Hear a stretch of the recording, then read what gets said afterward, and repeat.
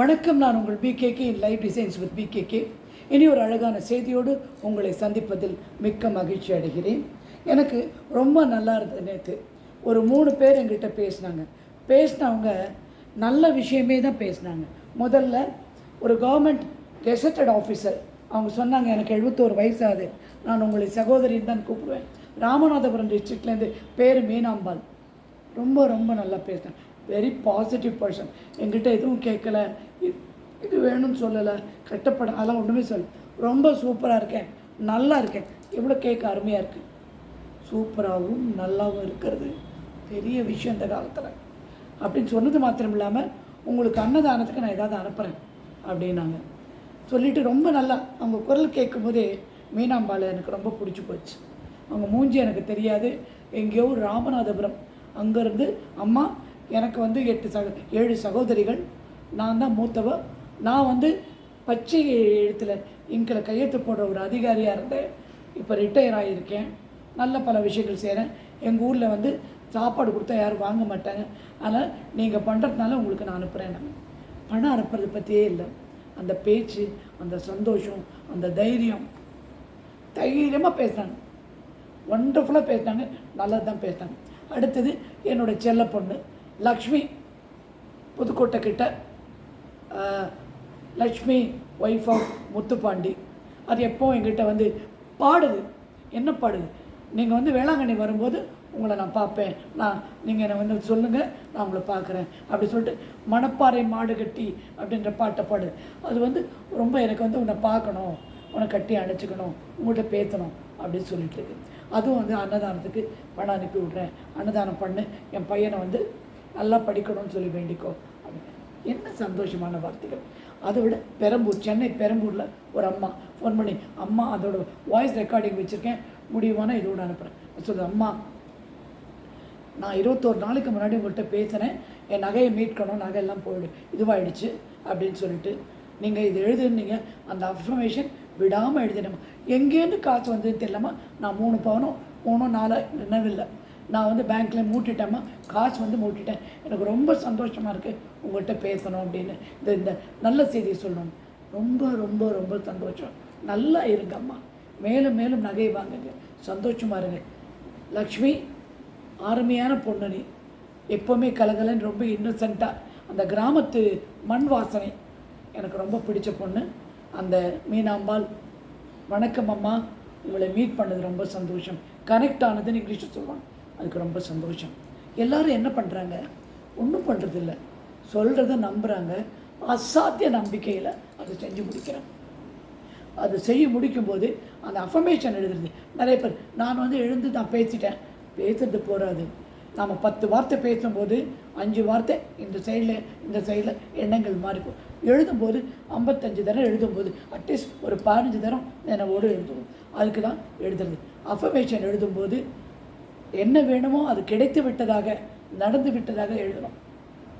எனக்கு திருமணம், என் மகனுக்கு திருமணம் நடந்து விட்டது, நான் வீடு கட்டி விட்டேன், இப்போது பிரபஞ்சத்துக்கு நன்றி, என் மகள் திருமணம் முடிந்து விட்டது, பிரபஞ்சத்துக்கு, இப்படியே எழுதிட்டே இப்போது நடந்து விட்டது, நன்றி அப்படின்னு எழுதினாலே போகிறோம். உங்களுக்கு நீங்கள் விரும்புகிற அத்தனையும் நடக்கும். செப்பிட வித்தையே கிடையாது, நானே இதில் கிடையாது, நான் ஒரு கருவி மாத்திரம். பிரபஞ்சம் உங்கள்கிட்ட அனுப்பியிருக்கேன், பிரபஞ்சம் உங்கள்கிட்ட என்ன அனுப்பியிருக்கு. ஓகே, அதனால் நான் உங்கள்கிட்ட சேர்ந்துருக்கேன், வேறு ஒன்றுமே கிடையாது. இந்த வார்த்தைகளே சொல்கிறேன், நீங்கள் நம்புகிறீங்க. உங்களுக்கு நடக்கிற அனைத்தும் நானும் இன்னொருத்தரும் காரணம். நீங்கள் தான் காரணம், நீங்கள் தான் கெட்டிக்காரர்கள், நீங்கள் தான் வெற்றியாளர்கள், நீங்கள் தான் தைரியசாலி, எல்லாவற்றையும் செய்து முடிப்பீர்கள். ஓகே, கல்யாணி நாராயணன், சென்னையில் இருக்கீங்க, என்னை காண்டாக்ட் பண்ணோம். இதுக்காக நான் உங்களுக்கு அப்புறம் சொல்கிறேன். என்னை காண்டாக்ட் பண்ணுங்கள். கல்யாணி நாராயணன், சென்னையில் இருக்கீங்க, கேகே நகரோ நெசப்பாக்கமோ இங்கே இருக்கீங்க, நீங்கள் என்னை காண்டாக்ட் பண்ணுங்கள். ஓகே, இப்போ இன்றைய டாப்பிக்கை நம்ம பார்ப்போம். இந்த நாக்கு இருக்குல்ல, ரொம்ப சக்தி வாய்ந்தது. தீயினால் சுட்ட புண் ஆறுமே ஆறாது, நாவினால் சுட்டவிடும். நாக்கால் ஒரு வார்த்தை பேசணும்னா திருப்பி எடுக்கவே முடியாது. அந்த வலி இருக்குது பாருங்கள், பயங்கரமான வலி அது. அந்த வலியில் தான் வாழ்க்கை ஓடிக்கொண்டிருக்குது. அதனால் நாக்கை நீங்கள் கவனமாக பார்த்துக்கணும், உணரணும். நிறைய பேர் உணர்றதே கிடையாது. ஒவ்வொரு நொடியும் நம்ம வாயிலேருந்து வார்த்தைகள் வெளியில் வந்து கொண்டே இருக்காங்க. அந்த வார்த்தை ஒன்றொன்றும் நம்ம எதிர்காலத்தை உண்டாக்கி விடுது. எண்ணத்தினால் வாக்கு, வாக்கினால் எதிர்காலம். இந்த வைப்ரேஷன் இப்படி வருது, எதிர்காலம் வருது. நீங்கள் போக வேண்டிய கதவு திறக்கும், இல்லாட்டி உங்கள் சுடு சொன்னால் அந்த கதவு மூடிடும். வலி, கவலை, வேதனை, என்னால் இவ்வளோ தான் முடியும் அப்படிங்கிற அத்தனை விஷயமும் நெகட்டிவான விஷயம், எதிர்மறையான சொற்கள். அப்போ இந்த கதவு மூடிடும், எதுவுமே இருந்த இடத்துல இப்படி உட்காந்துக்க வேண்டியதான். அது உட்காரக்கூடாது. இதுக்கு சக்தியான சில வார்த்தைகள் உண்டு. நான் அளப்பற்கரிய சக்தி வாய்ந்தவள், நான் வெற்றியாளன், தைரியசாலி, என் வாழ்க்கை மிக மிக மிக நன்றாக இருக்கிறது. இப்படி தான் சொல்லணும். அதே மாதிரி ஏன், எதற்கு, எப்படின்னு கேட்காதீங்க. இந்த அம்மாவுக்கு ஒரு அதிசயம் நடந்தது. அந்த அம்மாவுக்கு எங்கேருந்து காசு வந்ததுன்னே தெரியாது. ஆனால் காசு வந்து நகையை மீட்டிட்டாங்க. எனக்கு பல அதிசயங்கள் நொடிக்கு நொடி. ஒரு முக்கியமான பிரச்சனை காலையில் ஹேண்டில் பண்ணிட்டு இருந்தேன். பிரச்சனை கிடையாது, விஷயத்தை ஹேண்டில் பண்ணியிருந்தேன். எனக்கு வேணுங்கிற ரிசல்ட். நான் ஒன்றுமே இல்லை, அஃபர்மேஷன் மாத்திரம் எழுதிட்டு நீ செஞ்சுக்கோ அப்படின்னு சொல்லி விட்டுட்டேன். அது நடந்து விட்டது. நல்லது நடக்க நாம் கேட்க வேண்டும், சொல்ல வேண்டும். சொல்லினால் தானாக நடக்கும். நம்ப வேண்டும், அது நடக்கும் என்று. புரிஞ்சுதா? நீங்கள் கவலை, வருத்தம், என்னால் இதுதான் முடியும், ஐயோ பயமாக இருக்குது அப்படின்ற இந்த 4 வார்த்தையும் பொல்லாத வார்த்தை சொல்லாதீர்கள், நினைக்காது. இப்போ எனக்கு சொல்கிறது கூட விருப்பம் கிடையாது. ஏன்னா இந்த பிரபஞ்சம் கேட்டு எனக்கு ஏதோ பயம் நினச்சோம். நான் பயப்படவே மாட்டேன். எதுக்குமே எதிர்த்து போராடும் நான் ஒரு போராளி. அதில் எனக்கு ரொம்ப பெருமை. நான் போராளி, நீங்களும் போராளியாக இருக்கணும். போராடினால்தான் வேணுங்கிற விஷயம் உங்களுக்கு கிடைக்கும். நல்ல பல விஷயங்களை எப்போவுமே நினைத்து கொண்டே இருங்கள். நல்ல வார்த்தைகள் எப்போவுமே, வார்த்தை பேசுறதுக்கு முன்னாடி யோசனை பண்ணி தான் இங்கேருந்து தான் வார்த்தை வருது. நல்ல யோசனை, வார்த்தையை நல்லா இன்டர் கனெக்ட் பண்ணி விட்டுருங்க.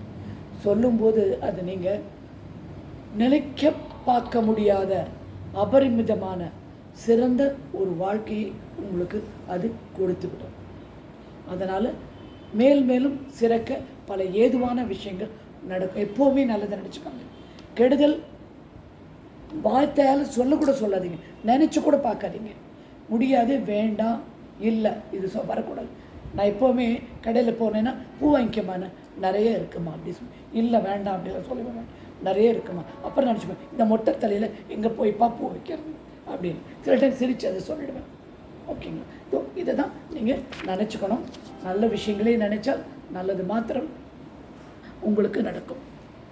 எனவே இந்த நாக்கை ஒரு திறவுகோல், சாவி.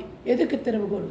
நல்வாழ்க்கை, சந்தோஷம், அருமையான வெற்றி, லிமிட்லெஸ், அளவு கடந்த செல்வம், ஆரோக்கியம், அன்பு, காதல் எல்லாமே உங்களுக்கு கிடைக்கும்.